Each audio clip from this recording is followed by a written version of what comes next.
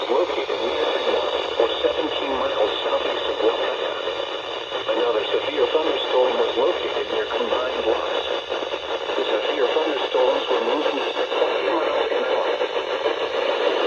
Miles an hour wind gusts and quarter-size hail. Source, radar indicated. Impact, hail damage to vehicles is expected. Expect wind damage to roofs, siding, and trees. Locations impacted include Stapleton, Monash, Coquelin, Little Chute, New London, Kimberley, Midland, Denmark, Fremont, and Arboy. Prepare immediately for large hail and damaging winds.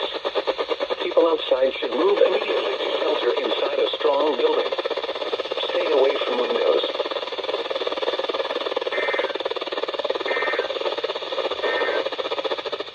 This is the NOAA Weather Radio WWG 91 in Sheboygan.